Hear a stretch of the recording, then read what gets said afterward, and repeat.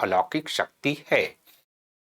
जिस अलौकिक शक्ति ने इस संसार की रचना की है और वही अलौकिक शक्ति इस संसार का संचालन करता है। और इस संसार में कुछ भी डिस्ट्रक्शन होता है, विध्वंस होता है, तो वह डिस्ट्रक्शन भी उसी अलौकिक शक्ति के कारण होता है। और इसलिए एक विश्वास हमारा ईश्वर के प्रति इस तरह से रही है।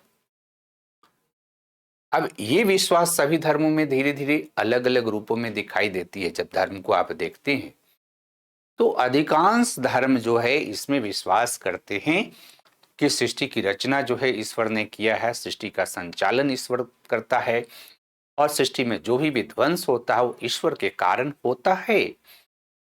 और यह इसलिए होता है कि मनुष्य ने ईश्वर की रचना अपनी आवश्यकताओं की पूर्ति के लिए किया। मनुष्य इस बात को नहीं समझ पाया कि प्रकृति के साथ उसके जो संबंध है, प्रकृति में जो प्राकृतिक घटनाएं होती है उन घटनाओं का कारण क्या है। और जब प्रकृति में जो घटनाएं होती हैं उसको आप एनालाइज नहीं कर पाते हैं, चाहे व्यक्तिगत स्तर पर या सामूहिक स्तर पर, तो आप कहते हैं कि ये तो भगवान की लीला है, भगवान की कृति है। और इसी रूप में ईश्वर की अवधारणा विभिन्न धर्मों में समय समय पर दिखाई दी। हालांकि कुछ धर्मों ने ईश्वर की इस अवधारणा को बहुत पहले चुनौती दी है ना। जैसे आप देखो कि बौद्ध धर्म ईश्वर को नहीं मानता है, चार्वाक दर्शन ईश्वर को नहीं मानता है। तो कई धर्म जो रहे हैं जो ईश्वर के ये जो रूप है इसको मानते ही नहीं है, राइट। तो आप यहीं से शुरू करेंगे।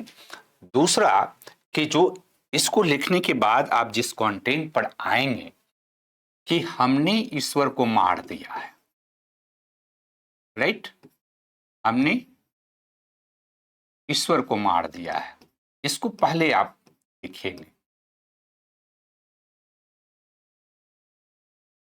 ठीक है। और फिर इस पे आप सोचेंगे कि ईश्वर मर चुका है।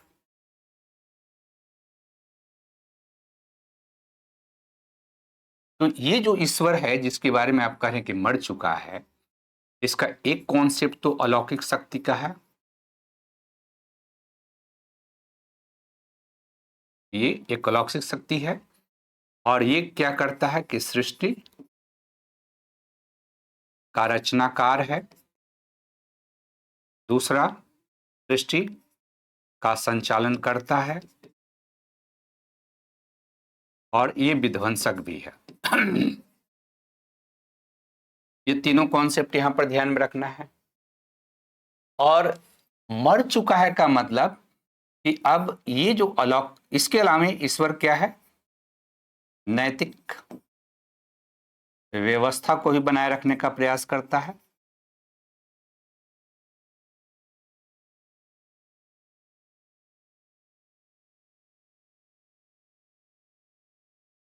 ठीक है।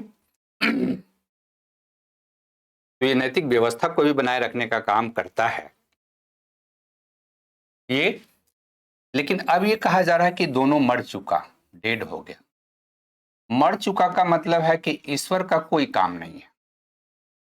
There is no any role of ईश्वर, गॉड का कोई रोल नहीं है। और हम ही ने ईश्वर को मारा है। तो हमने ईश्वर को कैसे मारा, है ना, हमने ईश्वर को कैसे मारा।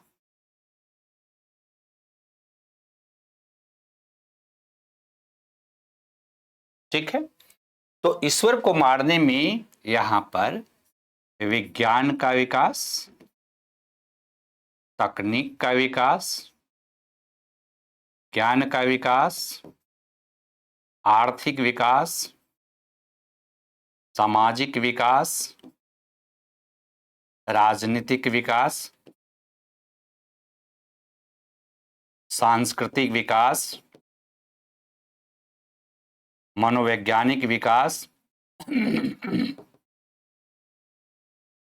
ये सारी चीजों को आपको ध्यान में रखना है कि वैचारिक विकास, ये सब आपके पॉइंट्स बनेंगे जिस पॉइंट के माध्यम से आप इसको डील करेंगे, और जब इस पॉइंट के माध्यम से इसको आप डील करेंगे, तब जाकर के आप स्पष्ट कर पाएंगे कि हमने ईश्वर को मार दिया है और ईश्वर मर चुका है।